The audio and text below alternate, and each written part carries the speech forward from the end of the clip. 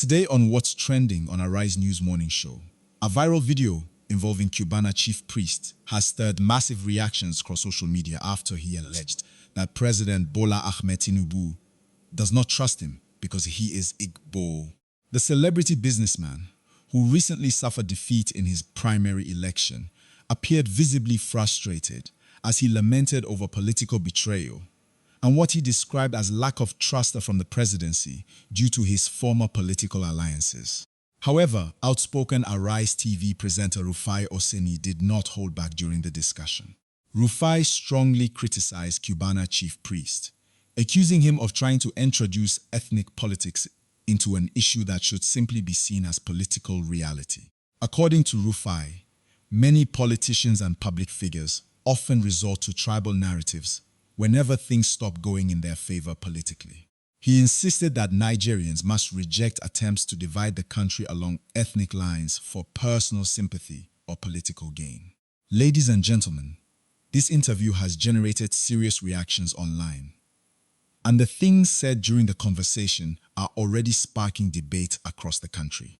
I want you all to pay close attention to every statement made in this interview, because there are deep political lessons to learn from it.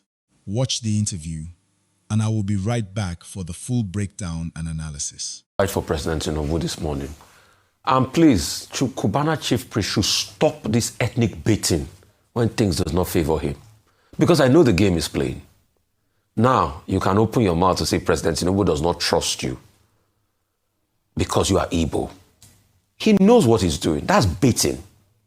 The same President Tinubu that was in support of you people city boys movement that you went to take photo ops with. But because things do not go in your favor now, you are saying he doesn't trust you. You are so entitled, they should have given you a seat that somebody was already on before you came. When did he declare to run in the APC for House of Rep? So he didn't meet people there. And all the governors, and this has nothing to do with President Tinubu. I'm speaking for President Tinubu today. I speak for everybody. Uzodinma that was there that said, let's respect the person that was there before to withdraw. You're now coming and now trying to bait and say he doesn't trust you because you are Igbo. And that's why people are looking at you, because you are flip-flopping. You are a sellout. You can't be trusted. You said you worked for Obi. You were part of the, there was a lot of buzz around Obi. You joined the buzz because you wanted to look cool. That's just it, which you have a right to do. But now, you also joined the bandwagon of President Tinubu. He doesn't favor you now, and it's just a seat. Can he come out to say he has not benefited way more than what he will have benefited? His relationship and all, then the next thing, he tries to sell an ethnic agenda. When it doesn't suit you, people go to ethnicism. What he has said is wrong. We should call him out. Now, you're not saying they don't trust you because you're an Igbo man. But when you were setting up City Boy movement, doing all the rally, they trusted you there. You didn't say that. All right. But now it doesn't go in your favor. Right. They don't trust you all of a sudden because you're an Igbo man. We should stop playing this dirty politics in this country. All right, well said. And what this man said, he should be sanctioned for it. All right, well said. Very well said, Rufai. What nonsense. Very well said, Rufai. What happened to Village Boys? Did we have something like that? We had the Village There was a Village Boy movement. Well, the Village Boy movement showed is waiting for, now primaries are done. So we'll see between the City Boys and the Village Boys who's going to show us. I think the Village Boys are now also the OK movement. So it's going to be a very interesting time. They've gone into the OK movement. Well, all right. Now, what you just watched is a clear example of how Nigerian politics continues to evolve beyond ordinary political disagreements into emotional and ethnic conversations. The moment Cubana chief priest claimed that President Tinubu does not trust him because he is Igbo, the entire discussion immediately changed from politics to ethnicity. And that was exactly what triggered Rufai Oseni's reaction on the Arise TV morning show. Now, let us analyze this carefully because there are several layers to this conversation. First of all, Cubana chief priest is not just an ordinary social media personality. He is somebody with influence, connections, popularity, and a massive following across Nigeria. When someone of that status makes a statement suggesting ethnic discrimination at the highest political level, it is bound to create controversy. Many people will immediately interpret it emotionally rather than politically. But Rufai Oseni's argument was very direct. Rufai believes Cubana chief priest is simply refusing to accept political reality. According to him, politics is based on loyalty, interests, alliances, and usefulness at a particular moment. He argued that losing political favor does not automatically mean tribal discrimination. And to be honest, that point has generated serious debate online because many Nigerians agree with Rufai, while others strongly disagree. The first thing we need to ask ourselves is this: why do ethnic conversations always emerge whenever political disappointment happens in Nigeria? This is something that has existed for decades in Nigerian politics. Once someone loses political relevance, loses appointment, loses election, or loses access to power, the next thing is often to blame tribe, religion, or regional politics. Now, does ethnicity play a role in Nigerian politics? Absolutely yes. Nobody can deny that. Nigeria remains a country where ethnic identity still influences political support and alliances. But the real question is whether every political setback should automatically be blamed on ethnicity. That was the central argument Rufai Oseni was making during the show. Rufai appeared visibly irritated because he believes influential public figures should be careful with statements capable of increasing division in the country. Remember, Nigeria is already dealing with serious political tension, economic hardship, insecurity, and growing distrust among ethnic groups. So when a celebrity publicly suggests that he is being sidelined because he is Igbo, many people can easily become emotional without looking deeply into the political context. Another important point here is Cubana chief priest's mention of former political alliances. This is very critical. In politics, loyalty matters a lot. Political camps are built around trust, interests, and long-term alliances. If someone was previously aligned with another political bloc or openly associated with rival interests, politicians naturally become cautious. That happens everywhere in politics, not only in Nigeria. This is why some analysts believe Cubana chief priest may have oversimplified the situation by reducing it to ethnicity alone. Politics is often more complicated than tribe. Sometimes it is about who stood with who during difficult moments. Sometimes it is about strategic political calculations ahead of future elections. Sometimes it is about protecting political structures and loyal supporters.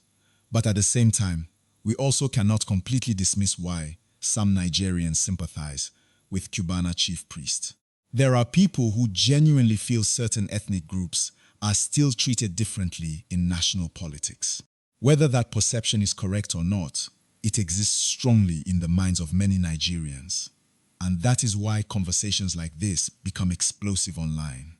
One thing I noticed during the Arise TV discussion was how quickly Rufai Oseni shifted the conversation toward national unity. He repeatedly emphasized that Nigerians must stop allowing tribal narratives to dominate every political conversation. According to Rufai, constantly framing issues around ethnicity weakens national unity and prevents Nigerians from holding politicians accountable based on competence and performance. And honestly, that is another powerful point worth discussing. Imagine if every political disagreement in Nigeria becomes tribalized. Imagine if every appointment, every election result, every political defeat, or every criticism becomes interpreted through ethnic lenses. What happens then? It becomes impossible to build a united political system because every issue immediately turns into us versus them. This is one of the biggest challenges facing Nigeria today. Political actors know that ethnic sentiments are powerful tools. Once people become emotional about tribe, they stop asking difficult questions. They stop focusing on performance, accountability, governance, and leadership quality. Everything becomes emotional defense of ethnic identity. Now let us also talk about timing. Timing in politics is very important. Cubana chief priest made these comments shortly after suffering political disappointment in the primary election. Naturally, critics will argue that the statement came from frustration rather than objective political analysis. That is exactly why Rufai Oseni accused him of playing ethnic politics instead of accepting reality. Another thing that caught public attention was Rufai's tone during the discussion. Rufai did not sound diplomatic at all. He was very blunt and aggressive in his criticism. Some viewers praised him for speaking honestly, while others accused him of being too harsh. But one thing nobody can deny is that Rufai Oseni has built a reputation for saying things directly without sugarcoating his opinion. This is why his reaction immediately went viral online. Nigerians know Rufai is not afraid to challenge politicians, celebrities, or public figures on national television.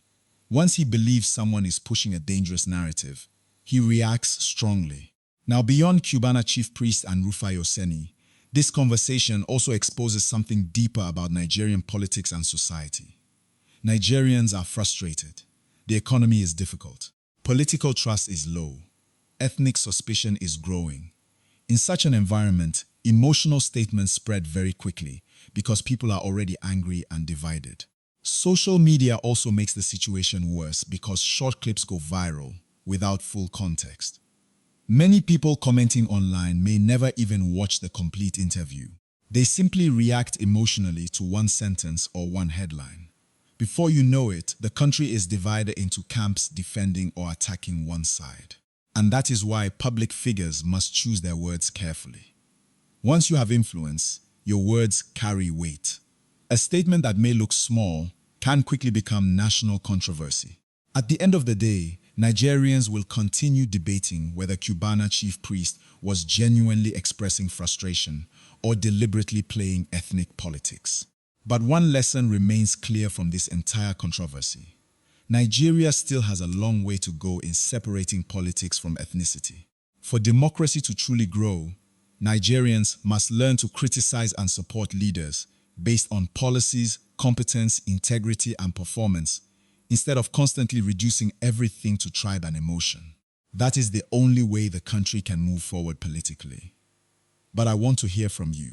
Do you agree with Rufai Oseni that Cubana chief priest was simply playing ethnic politics? Or do you believe Cubana was speaking from genuine experience and frustration? Drop your opinion in the comment section below. If you enjoyed this analysis, don't forget to like this video, subscribe to the channel, and turn on notifications so you never miss any trending political updates and explosive interviews from across Nigeria.